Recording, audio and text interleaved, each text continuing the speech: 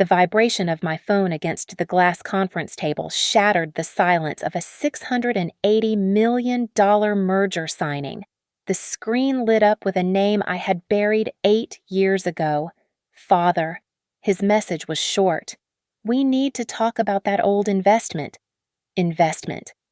He meant the $30,000 they stole from my wedding. I smiled coldly.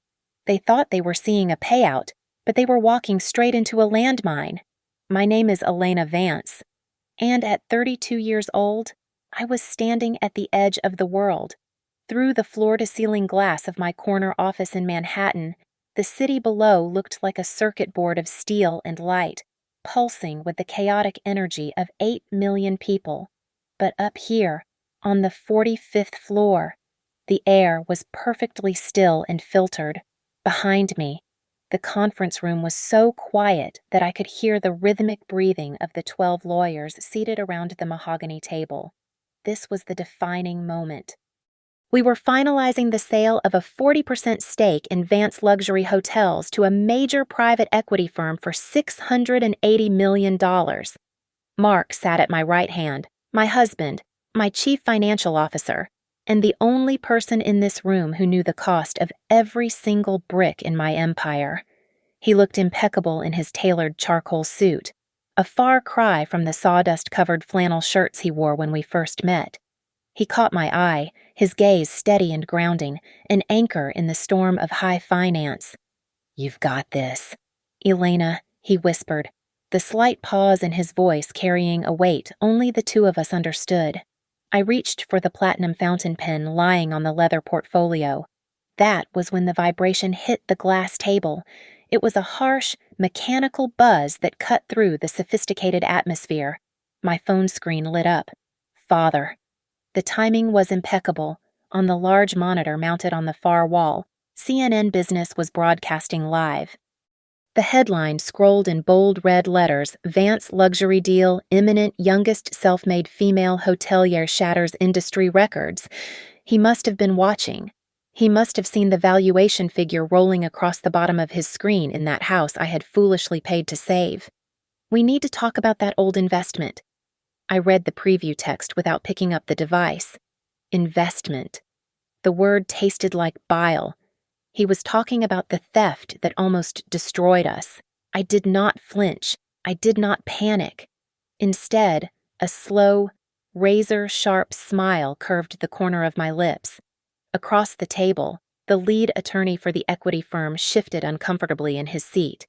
He adjusted his silk tie, looking suddenly unsettled by the expression on my face.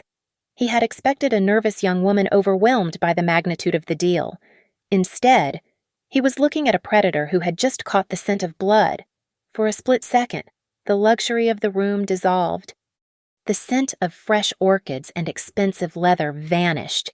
In its place, I smelled the damp, cloying stench of black mold from the basement apartment Mark and I shared 8 years ago. I felt the biting cold of a Chicago winter with no heating because we could not afford the gas bill. I remembered the hollow ache of hunger and the humiliation of counting pennies to buy bread. My executive assistant, Sarah, noticed the distraction. She stepped forward quickly, her hand reaching for the phone. "I am so sorry. Ms. Vance, shall I take that?" "You shouldn't be bothered right now." "No," I said, my voice calm and smooth as polished glass. I did not look away from the screen. "Leave it. But surely you want it on silent?" Sarah asked, her hand hovering uncertainly. "Let it ring," I commanded softly. "I want to see exactly how desperate they are." I picked up the pen. The ink flowed dark and permanent onto the heavy bond paper. I signed Elena Vance with a flourish that felt less like a signature and more like a declaration of war. With that stroke of the pen, I was officially a multimillionaire. I was untouchable. Mark squeezed my hand under the table, his grip warm and solid. The lawyers stood up to shake hands, offering congratulations and polite laughter. I accepted their praise, but my mind was already miles away. I looked down at the phone one last time before the screen went dark. My parents and my brother thought they were looking at a gold mine. They thought they could walk back into my life and extract wealth from the daughter they had discarded. They had no idea that they were not stepping into a gold mine. They were stepping directly onto a landmine. The memory dragged me back 8 years, pulling me out of my Manhattan office and dropping me into the gray, suffocating atmosphere of a dying town in the Rust Belt. It was a place where the steel mills had closed decades ago, leaving behind a population that survived on unemployment checks and stubborn, toxic pride. Back then, I was not a CEO. I was a restaurant manager working double shifts, smelling permanently of stale frying oil and cheap coffee. My life was a series of calculations. Every tip, every overtime hour, every saved penny went into a large glass jar that sat on our chipped kitchen counter. That jar contained our freedom. It contained $30,000. It was the budget for the wedding Mark and I had been planning for 2 years. Mark was a carpenter then, a man with rough, calloused hands and the gentlest heart I had ever known. He worked 60 hours a week sanding floors and framing houses so we could have one day of magic before settling into a life of hard work. But in my family, hard work was for people like me. For my brother Kevin, life was supposed to be a lottery win. At 30 years old, Kevin was still living in my parents' basement, surrounded by the remnants of his failed get-rich-quick schemes. There were boxes of unsold dietary supplements from a pyramid scheme and a computer rig he had bought to mine cryptocurrency right before the market crashed. My parents, Frank and Linda, treated him like a temporarily embarrassed millionaire. To them, he was a visionary. I was just the safety net. 1 week before our wedding, the trap snapped shut. I was at the diner counting the register when my mother called. Her voice was a ragged, hysterical mess. "Elena. Oh, God, Elena. You have to come home right now." She sobbed into the receiver. "They are going to take it. They are going to take everything." I drove to their house in a panic. I found my mother weeping at the kitchen table and my father staring blankly at the wall. The story they spun was terrifyingly detailed. My father, they claimed, had a relapse of an old gambling addiction. He owed money to the bank, and the foreclosure notice had just arrived. "We have 3 days," my mother wailed, clutching my hand with a grip that felt like iron. "If we do not pay, we lose the house. Your grandfather built this house. Elena, how can we let it go? How can we face the neighbors?" Then came the pivot, the ask. "We know you have the wedding money," my father said, his voice low and filled with a practiced shame. $30,000. "That is exactly what we need to stop the foreclosure. But, Dad, that is for the wedding," I stammered, feeling the walls closing in on me. "We have paid deposits. We have guests coming. Is a party more important than a roof over your parents' heads?" my mother snapped, her tears instantly replaced by accusation. "We raised you. We sacrificed everything for you. And now, when we are about to be homeless, you care about a white dress, we will pay you back."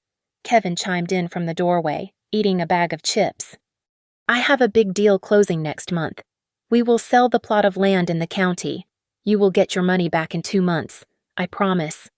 I went home to Mark that night and told him. I expected him to understand.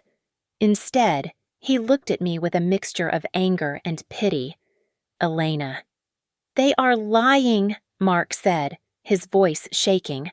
"They have done this before. Kevin always needs money. And suddenly, there is an emergency. How can you say that I argued, tears streaming down my face? It is my parents. Mark. They are going to lose the house. I cannot let that happen. Family comes first. We are supposed to be your family now," Mark yelled, slamming his hand against the wall. "That money is our start. If you give it to them, you are choosing them over us." "It is just a loan," I whispered, trying to convince myself as much as him. "They promised." Mark looked at me for a long time.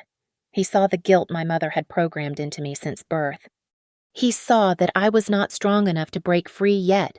Because he loved me, he surrendered. "Okay," he said softly. "Defeated." Give them the money. We will cancel the venue. We will do it in the church backyard. But Elena, this is the last time.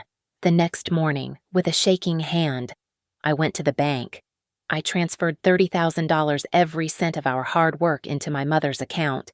I walked out into the sunlight feeling a strange mix of devastation and relief, telling myself that I was a good daughter. I told myself I had saved my family from ruin. I had no idea I had just paid for my own humiliation. The wedding day arrived under a sky the color of a bruised plum.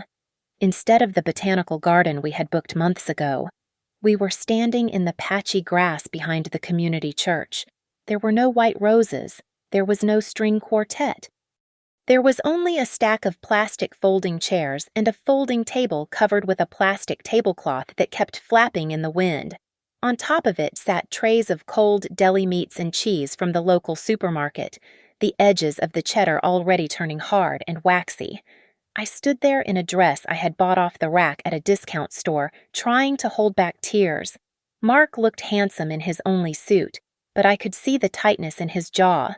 The guests, mostly my aunts, uncles, and cousins, were not eating. They were huddled in small clusters, whispering behind their hands. Their eyes darted from the sad buffet to my dress, and the sound of their low murmuring sounded like the buzzing of flies. My parents sat at the head table, which was just another folding table we had dragged out of the church basement. They did not look like proud parents. They looked like they were attending a funeral for someone they did not particularly like. My mother, Linda, kept adjusting her hat and sighing loudly enough for everyone to hear. Then came the moment that would haunt me for years. My mother stood up, tapping a plastic fork against a paper cup. The sound was dull and pathetic. "I would like to say a few words," she announced. The chatter died down. I squeezed Mark's hand, hoping for a blessing, a moment of kindness. My mother looked around the barren backyard, her lip curling in disgust. I have to be honest. This is hard to watch. In our family, we have standards. We have pride. And this display today, it is a disgrace. The air left my lungs. The guests went silent. It is frankly embarrassing, she continued, her voice gaining strength. To invite people to this poverty, it makes the whole family look bad. We raised Elena to appreciate the finer things, but clearly, choices were made. She sat down without raising a toast. I felt like I had been slapped. Before I could process the humiliation, my father, Frank, leaned back in his chair and pointed a finger at Mark. "Linda is right," he grunted. "A man is supposed to provide for his wife. If you cannot even afford a decent meal or a band, Mark, what kind of future are you offering my daughter?" It is pathetic. I wanted to scream. I wanted to scream that we had the money. I wanted to scream that they were the reason we were eating cold turkey on a paper plate. But the words stuck in my throat, choked back by a lifetime of being told to respect my elders. Suddenly, a thunderous roar shattered the tense silence. It was not thunder. It was an engine. Every head turned toward the gravel parking lot. A massive, brand new truck tore into the lot, kicking up a cloud of dust that drifted over the wedding guests. It was a Ford F-150 Raptor, customized with oversized tires and a light bar, gleaming in an aggressive, expensive black paint. The driver's door opened, and my brother Kevin stepped out. He was not wearing a suit. He was wearing a flashy designer blazer over a t-shirt, sunglasses perched on his head, looking like he had just walked out of a music video. "Sorry I am late," Kevin shouted, slamming the door of the $60,000 truck. "Business call." "You know how it is. The startup life never sleeps." He strutted toward us, smelling of expensive cologne. My parents practically leapt from their chairs. The disgust vanished from their faces, replaced by a beaming, sickening adoration. "Kevin," my mother cried out, rushing to hug him. "Oh, look at you. You look like $1 million. Just closed a massive deal for the transport logistics company, Kevin bragged, gesturing carelessly toward the truck. Needed a company vehicle that commands respect. Not bad, right. I stared at the truck. It was shiny. It was powerful. It was expensive. A cold, heavy stone settled in my stomach. The math was simple. Too simple. We had given them $30,000 3 days ago. Kevin had just bought a truck that required a massive down payment. Look at that, my father said loudly, clapping Kevin on the back. Now this is success. This is what a Vance man does. He builds an empire. He does not throw a cheap party in a backyard. You could learn a thing or two from your brother. Elena, my mother added, glancing at my discount dress with disdain. Kevin is going places. He has ambition. The guests were now swarming around the truck, admiring the leather seats and the dashboard, completely ignoring the bride and groom. We were forgotten at our own wedding. I stood there, trembling, looking at the vehicle that was likely paid for with my future. Mark did not say a word. He grabbed my hand, his grip firm and protective. We are leaving, he stated, his voice low and dangerous. Right now. But the cake, I whispered weakly. Forget the cake, Mark said. Let's get out of here before I kill someone. He pulled me away from the party, away from the untouched food, away from the parents who were worshiping their son's theft. As we walked toward Mark's rusted sedan, I could still hear my father's voice booming across the yard. That is my boy. That is how you make an entrance. I did not look back. I could not. I was afraid that if I turned around, I would scream until my voice broke. The reality of our ruin arrived in a white envelope taped to our apartment door exactly 7 days after the wedding. It was a court summons for unpaid rent. We were 2 months behind, and the landlord was done waiting. We were standing on the precipice of homelessness, and the $30,000 that should have secured our future was gone.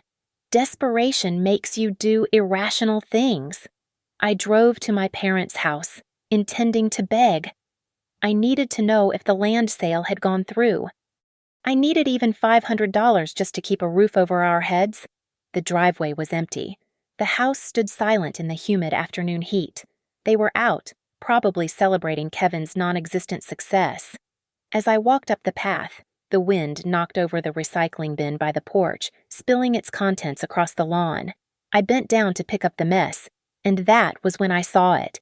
It was a crumpled yellow carbon copy of a vehicle bill of sale.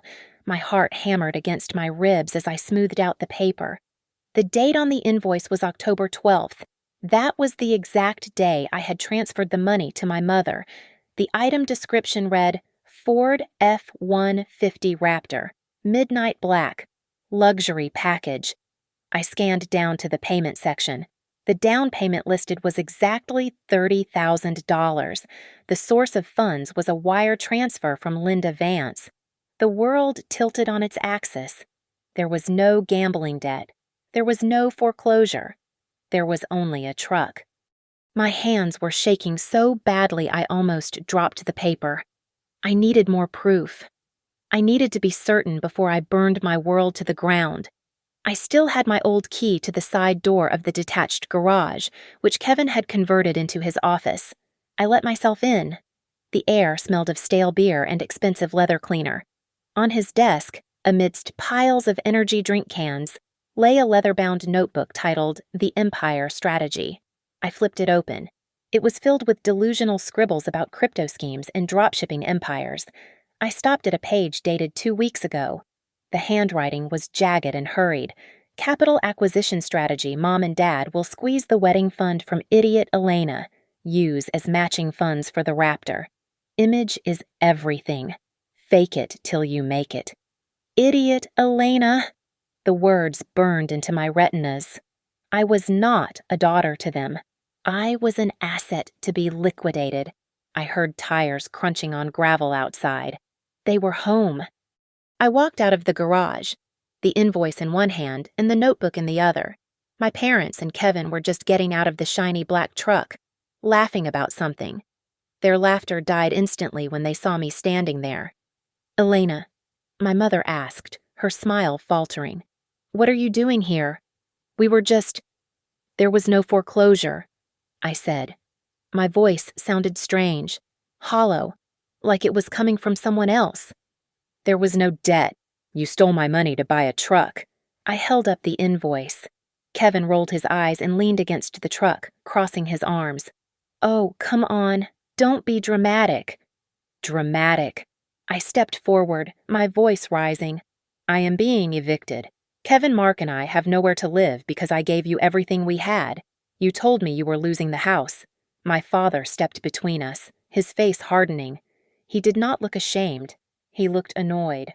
"Lower your voice, Elena," he snapped. "The neighbors will hear." "Look, your brother needed a leg up. In this world, appearance is capital. He needs this truck to get clients. Once his business takes off, he will pay you back double." "You lied to me," I whispered, the betrayal cutting deeper than the poverty. "You made me choose between my husband and my parents based on a lie." "We did what was necessary for the family," my mother said, stepping up beside my father. She fixed her hair, looking at me with a chilling disappointment. "Kevin is a man. He needs to build a career. You have Mark. A husband is supposed to provide for his wife. If Mark cannot pay the rent, that is his failure, not ours. Why should Kevin suffer because you married a poor man?" I stared at her. I looked for a shred of maternal instinct, a flicker of guilt. There was nothing. "I gave you my life savings," I choked out, tears finally spilling over. "That was for our start, our future." "Oh, stop it," my mother scoffed, waving her hand dismissively. "A wedding is just a party. It is fleeting. It is gone in a day. But Kevin's career, his reputation that is eternal, that is the family legacy. You are being incredibly selfish, Elena, thinking only of yourself when your brother is trying to build something real." Something inside me broke. It was a quiet, clean break. The part of me that desperately wanted their approval, the little girl who just wanted to be good enough, died right there on the driveway. I stopped crying. I wiped my face with the back of my hand and looked at them. Really looked at them. They were not my parents. They were parasites. "You are right," I said softly. "See?" My father nodded, relieved. "I knew you would understand. Now, why don't you come inside and—" "No," I interrupted. "You are right that Mark should provide for me. And he will. But you are on your own." I threw the notebook at Kevin's feet. "I am done," I said. "Do not call me when the gas money runs out. Do not call me when this business fails like all the others. As far as I am concerned, I am an orphan." "You do not mean that," my mother cried out, her voice pitching up into a manipulative whine. "Elena, you cannot just walk away from family." "I just did," I replied. I turned my back on them, walked to my car, and drove away. I did not look in the rearview mirror. I left the house, the truck, and the people who raised me behind in the dust. I was broke, homeless, and broken-hearted, but for the first time in my life, I was free. Chicago was not a sanctuary. It was a forge. Mark and I landed in a basement apartment on the south side that smelled perpetually of damp concrete and boiled cabbage. We did not see the sun for the first 2 years. We worked 18 hours a day, 7 days a week, fueled by cheap instant coffee and a rage that burned hotter than any furnace. We took a gamble that terrified me. We secured a high-risk loan with an interest rate that bordered on criminal to buy a dilapidated roadside motel on the edge of the city. It was called the Vista, but the locals called it the Pit. It was a haven for drug deals and hourly hookups, with peeling paint and mattresses that had seen horrors I did not want to imagine. "We can do this," Mark told me the first night, staring at a hole in the lobby drywall. "It has good bones. Elena, Just, just like us. We did not hire staff. We could not afford them. Mark became the maintenance crew, the plumber, and the carpenter. I became the maid, the receptionist, and the manager. I spent my nights on my hands and knees, scrubbing layers of grime off bathroom tiles with a toothbrush until my fingers bled. I unclogged toilets that made me retch. I threw out trash bags filled with beer bottles and used needles. But as I scrubbed, my mind began to work differently. I realized we could not compete with the chains on price or luxury, so I decided to sell a story. I looked at the outdated 1970s furniture we could not afford to replace and saw an opportunity. I branded it as Vintage Americana. I handwrote welcome notes for every guest on cheap cardstock. I put fresh wildflowers in old glass soda bottles on the nightstands. We renamed it the Phoenix. You are selling them nostalgia. Mark laughed one night, wiping grease from his forehead at 3 a.m. You are making them pay to feel like they are in a movie. I am selling them care, I replied, folding a towel into a perfect swan. Something my family never gave me. It worked. A travel influencer stayed with us because her car broke down. She posted a photo of the retro lobby and my handwritten note. The post went viral. Suddenly, we were fully booked. Hipsters from the city drove out for the authentic experience. We raised our rates by 50%, then 100%. The cash flow turned positive.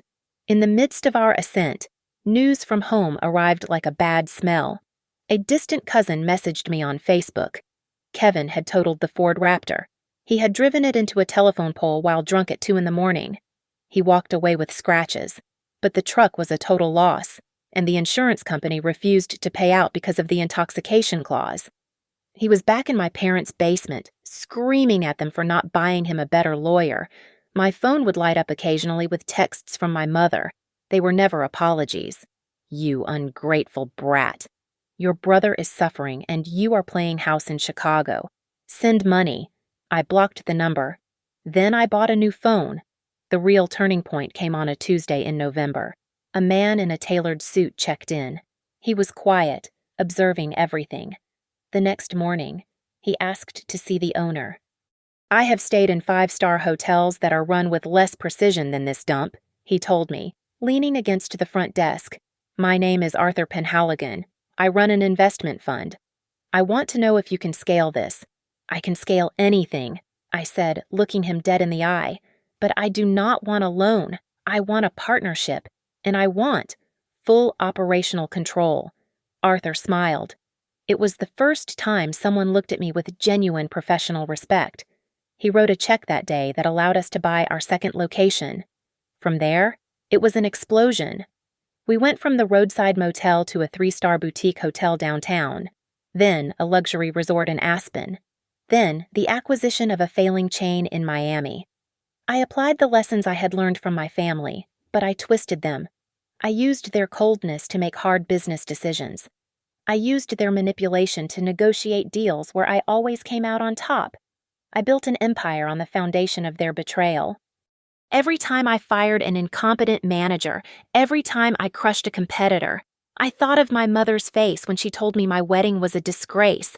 I became the shark they accused me of being, but I did it to build a kingdom where they were not allowed to enter. I was no longer just a survivor. I was a conqueror. 5 years is a lifetime in the hospitality industry. In that span, Vance Luxury had metamorphosed from a scrappy startup into the most coveted boutique hotel brand in the United States. We were everywhere from Nashville to Napa Valley, defining a new aesthetic of approachable opulence. I even made the cover of Forbes magazine's 40 Under 40 issue, looking powerful in a white pantsuit. However, the name printed in bold letters across my torso was not Elena Vance. It was Elena Calloway, my grandmother's maiden name. I had built a firewall around my identity, terrified that the parasites I left behind in the Rust Belt would smell the money before I was ready to exterminate them. While I was dining with senators and tech moguls, my family was decomposing. Reports from home painted a grim picture. Kevin had graduated from pyramid schemes to high-stakes gambling and borrowing from loan sharks who did not send court summons but sent men with baseball bats. My parents were cannibalizing their own home to keep him afloat.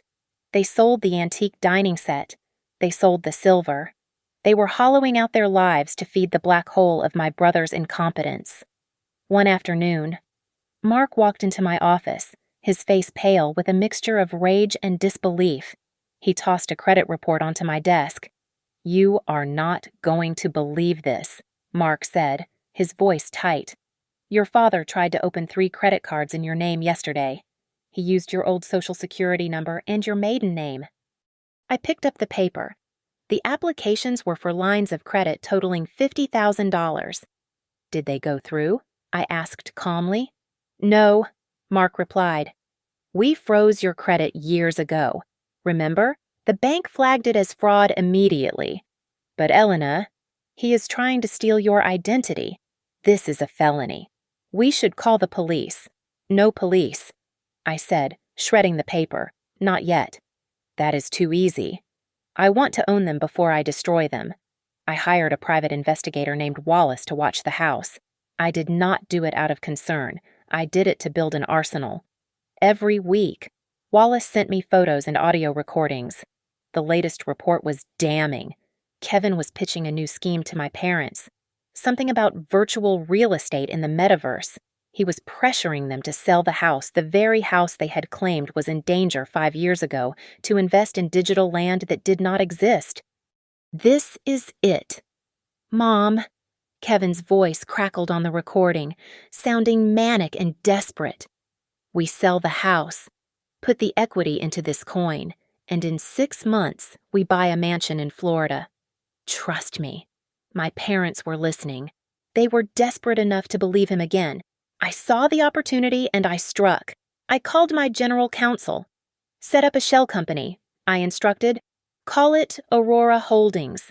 I want you to contact the local bank that holds my parents' mortgage. They have missed 4 payments this year. Buy the note." "You want to buy their mortgage?" my lawyer asked, confused. "Ms. Vance, that is a toxic asset. I am not buying the asset," I said, staring out at the skyline. "I am buying the leverage. Buy it. Pay full price if you have to. Just make sure my name is nowhere on the paperwork." 2 weeks later, the deal was done. Through a maze of legal entities, I was no longer just their estranged daughter. I was their creditor. I owned the roof over their heads. I owned the debt that was strangling them. Then came the day that blew my cover. The merger with the private equity firm was finalized. The press release went out at 8 in the morning on a Monday. It was unavoidable. To close a deal worth $680 million, full disclosure was required. My real name, Elena Vance, was plastered across the Wall Street Journal, the New York Times, and every business channel on cable television. I sat in my office watching the news ticker. Elena Vance, formerly known as Elena Calloway, sells minority stake for record sum. The firewall was gone. My face was on millions of screens. I looked at the phone on my desk, waiting. I knew exactly what was happening in that sad little house in Ohio. They were seeing the girl they called a disgrace standing on a mountain of gold. My phone started to buzz. I let it ring. The trap was set, the bait was taken, and the executioner was ready. I did not block the number. Instead, I pressed the intercom button on my desk phone and summoned my assistant. "Sarah, book 3 first-class tickets from Ohio to New York for tomorrow morning," I instructed, my voice devoid of emotion. "Send a car to pick them up from the airport. Bring them straight here." Mark stood by the window, watching me with a furrowed brow. He looked like he was watching someone load a gun. "Elena, are you sure about this?" he asked, walking over to rest his hands on my shoulders. "You are inviting vampires into your house. They will drain you dry if you let them." I placed my hand over his, looking up into the face of the man who had starved with me in a basement. "I am not inviting them here to reconcile." "Mark," I said softly, "I am not inviting them to heal. I am inviting them here to end it." The next morning, The elevator doors to the penthouse suite of the Vance building slid open. My parents and Kevin stepped out into the lobby, and the air instantly felt heavier. They had tried to dress for the occasion, but the result was a painful caricature of wealth. My mother wore a fur coat that looked synthetic and smelled of mothballs. My father was in a suit that was 2 sizes too large, but it was Kevin who drew the eye. He was wearing sunglasses indoors and holding his phone up at arm's length, live streaming to his 12 followers. "Yo, what is up, guys?" Kevin shouted at his phone screen, spinning around to capture the marble floors and the view of the skyline. "Live from New York City, just visiting my little sister's headquarters. Yeah, the CEO. I taught her everything she knows. This is the Vance legacy right here." He shoved the camera in the face of my receptionist, who recoiled slightly. "Mr. Vance, please put the phone away," I said, stepping out of the conference room. They froze. For a second. I saw the old judgment in their eyes, the look reserved for the disappointment daughter. But then their eyes flicked to the expensive art on the walls, the cut of my silk blouse, and the sheer power radiating from the room. The judgment vanished, replaced by a sickening, sugary warmth. "Elena," my mother cried out, rushing forward with her arms wide open. "Oh, look at you. You look expensive." She tried to hug me. I stepped back, my body stiff. She hugged the air, then laughed nervously, patting her hair. "We are just so proud," my father added, puffing out his chest. "We saw the news on CNN. $680 million. That is a lot of zeros, sweetheart." I gestured for them to enter the VIP conference room. They sat down in the leather chairs, running their hands over the mahogany table like they were appraising it for an auction. Kevin put his feet up on the empty chair next to him. "So," Kevin said, grinning, "long time no see. You did good, sis. Really good." "Why are you here?" I asked, remaining standing. My mother sighed, clasping her hands together on the table. She put on her best martyr face. "We know we have been distant, Elena, and we know you have been stubborn, but we forgive you." I blinked. "You forgive me?" "Of course," she said, nodding benevolently. "We realized that if we had just handed you everything, if we had paid for that wedding, you never would have had the hunger to build this. We were tough on you on purpose. We pushed you to the edge so you could fly. We made you a survivor." I stared at her, marveling at the mental gymnastics required to turn theft into a parenting strategy. "Exactly," Kevin chimed in. "Iron sharpens iron." "Right. And now that you have made it, it is time to bring the team back together. I have been thinking. You need someone you can trust in leadership, a vice president of strategy. I am willing to relocate for a salary of, say, $400,000 a year and capital." My father interrupted, leaning forward greedily. "Kevin has a brilliant idea for a tech startup, blockchain integration for hotels. We just need a seed round, $5 million. $5 million. I repeated flatly. "It is a drop in the bucket for you now," my mother insisted, her eyes wide and pleading. "You have $680 million. Elena, $5 million is pocket change. It is nothing. Family helps family. That is the rule. Besides," Kevin said, picking at his fingernails, "it is the least you can do after ghosting us for 8 years. We are giving you a chance to make it right." I sat down slowly at the head of the table. I did not speak. I placed a thick black folder on the glass surface in front of me. I tapped my index finger against the cover, a rhythmic, hollow sound in the quiet room. Tap, tap, tap. I looked at them. I looked at their greedy eyes, their unearned confidence, their absolute lack of remorse. They thought they were negotiating a deal. They did not realize they were sitting in a courtroom, and the judge had already signed the death warrant. "So," I said, my voice dropping to a whisper that made them lean in, You think you are owed a return on your investment? Well, yes. My father smiled, thinking he had won. I opened the folder. The sound of the paper turning was the only noise in the room. The hunt was over. The slaughter was about to begin. Enough, I said, my voice cutting through their greedy chatter like a guillotine blade. Before we discuss this $5 million investment, I have a question. Do you remember the $30,000 you took for my wedding? Frank let out a groan of exasperation. He leaned back, shaking his head as if dealing with a petulant child. Oh, for God's sake! Elena, that is ancient history. Do not be so petty. You are rich now. Why count pennies? It is beneath you. Pennies, I repeated. I picked up the remote control for the room's media system. With a single click, the lights dimmed and the massive projection screen behind me roared to life. The first image was high definition and undeniable. It was the invoice for the Ford Raptor, magnified so every detail was visible. Next to it, I projected the page from Kevin's diary. The handwriting blown up to the size of a billboard use funds from idiot Elena as matching capital. Next came the bank transfer records, highlighting the flow of money from my mother's account to the dealership. I kept the receipts, I said coldly.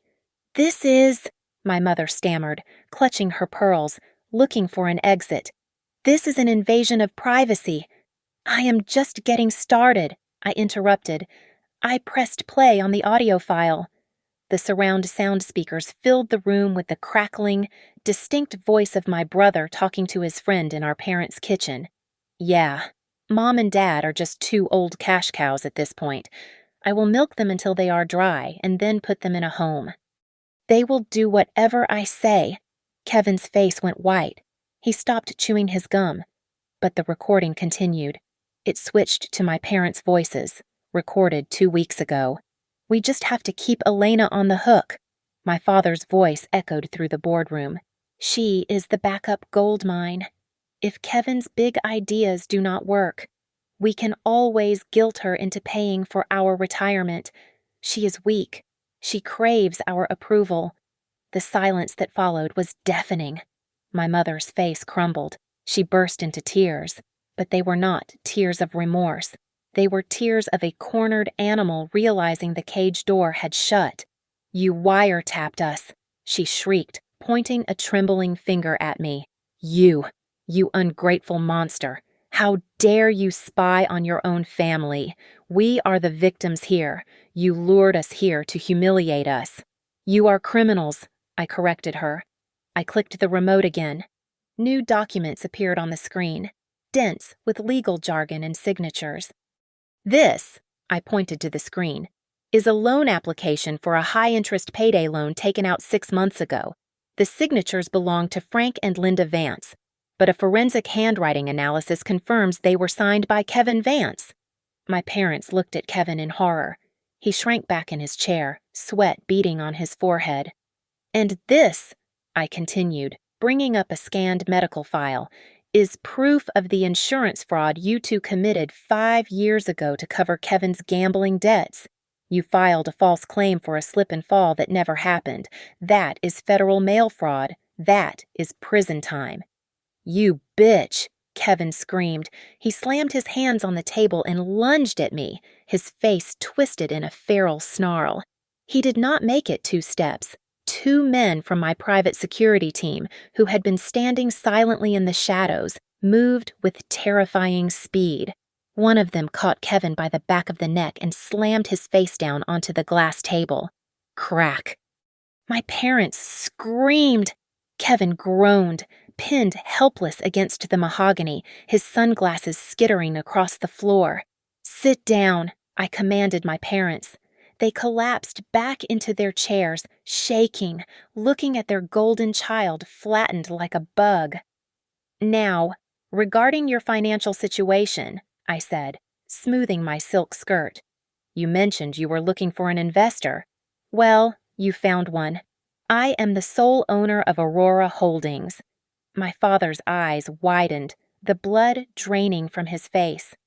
"Aurora, they bought our mortgage." "I bought your mortgage," I said, savoring the realization dawning on his face. "I bought your credit card debt. I bought the lien on Kevin's car. Legally speaking, I own the chair you are sitting on in your living room. I own the bed you sleep in. I own the roof over your heads." "Elena, please," my mother whimpered, reaching out a hand. "We are family. You cannot. You would not." I stood up, towering over them in my own tower. "You thought you came here for a check," I said, my voice dropping to absolute zero.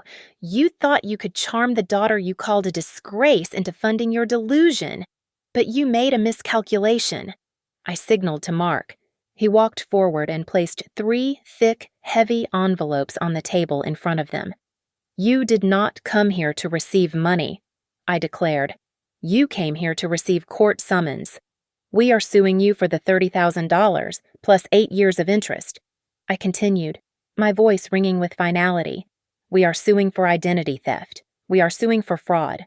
And as of this morning, Aurora Holdings is initiating foreclosure proceedings on your house. You have 30 days to vacate my property." The room was silent except for Kevin's heavy breathing against the glass and the sound of my mother's world shattering into a million pieces. "Welcome to New York," I said. "You have exactly 2 options," I said, my voice echoing off the glass walls of the conference room. I held up 2 fingers, staring down at my brother who was nursing a bleeding nose, and my parents who were trembling in their chairs. "Option 1, I continued, pacing slowly around the table. I turn over all this evidence to the district attorney. The insurance fraud, the identity theft, the loan falsification. Kevin will go to federal prison for at least 10 years. You 2 will be charged as accomplices. You will spend your twilight years behind bars, and I will ensure the prosecution pushes for the maximum sentence."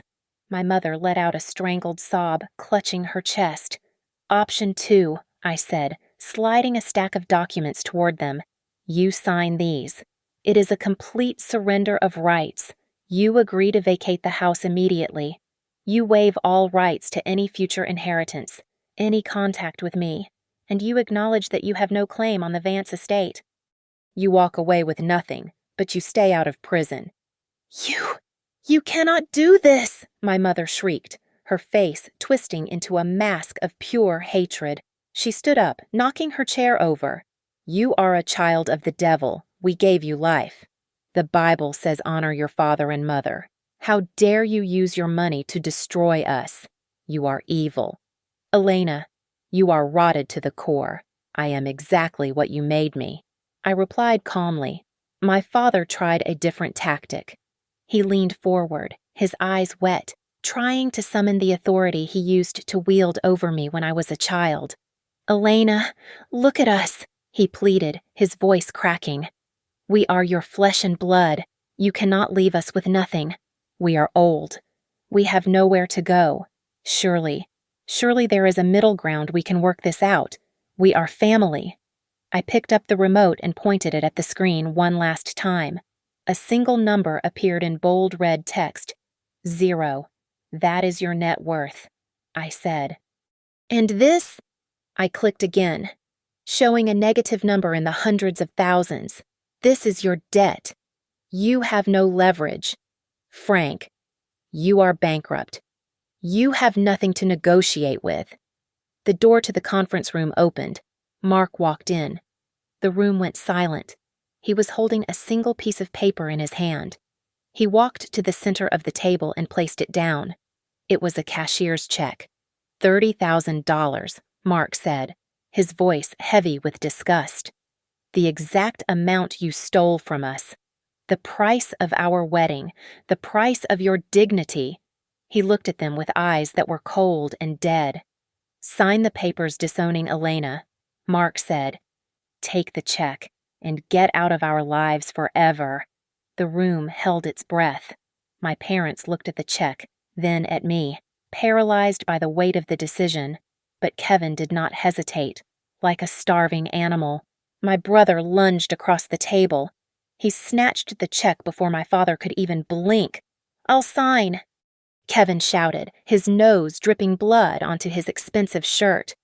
"Give me the pen, I will sign it right now." "Kevin?" My mother gasped, her voice barely a whisper. "What? What are you doing?" "Are you kidding me?" Kevin snapped, scribbling his signature furiously on the termination of rights agreement. "She is going to send us to jail, Mom. And this is 30 grand. I can start over with this. I am not going down with you two losers." He finished signing and clutched the check to his chest, looking at me with wild, greedy eyes. "There," Kevin panted. I signed. "I am done with you. Can I go? Can I cash this?"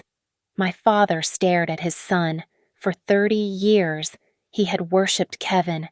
He had sacrificed his retirement, his home, and his daughter to prop up this boy, and in less than 3 seconds, Kevin had sold them out for $30,000. I saw the light go out in my father's eyes.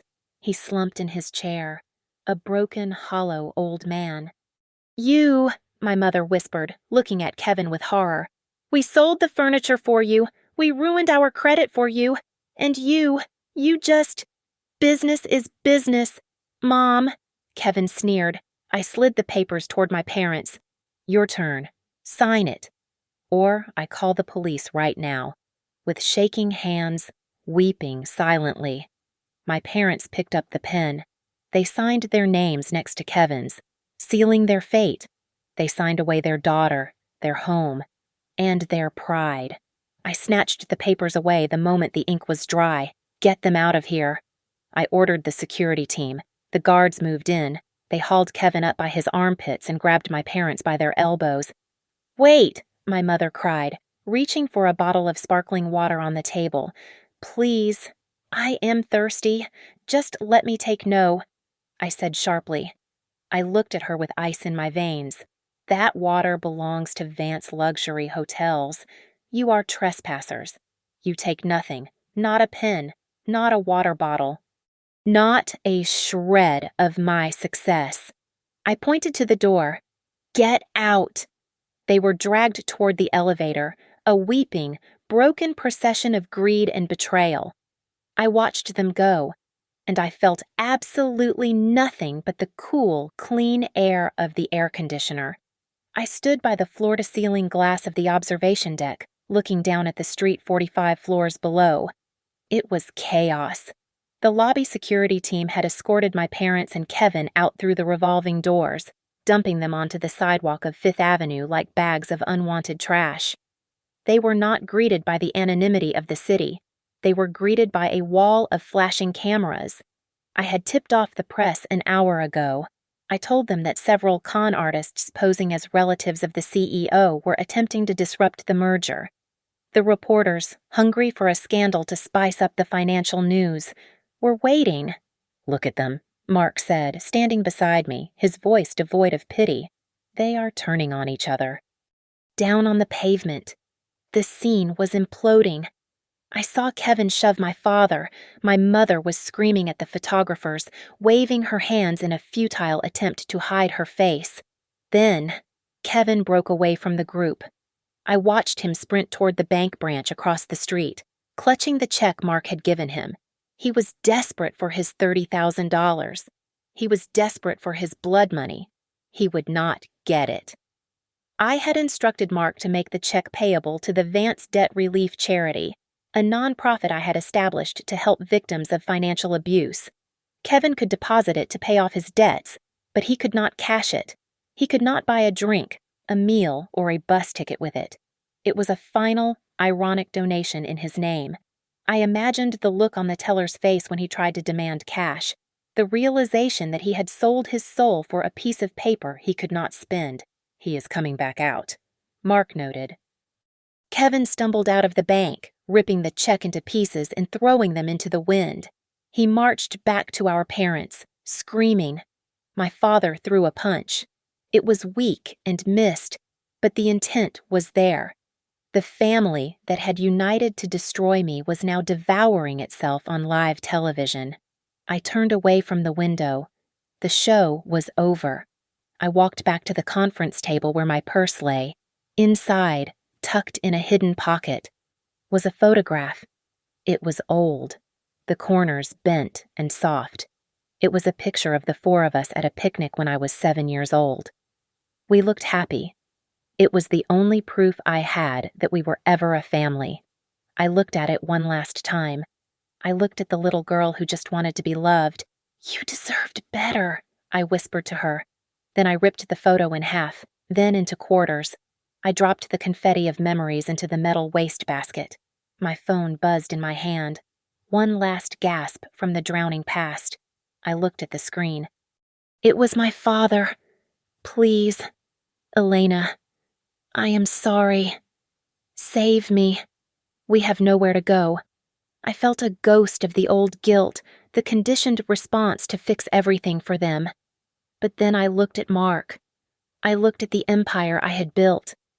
I looked at the scars on my hands from scrubbing toilets in Chicago. The guilt evaporated, replaced by a cold, crystalline clarity. I typed my reply slowly, savoring every letter.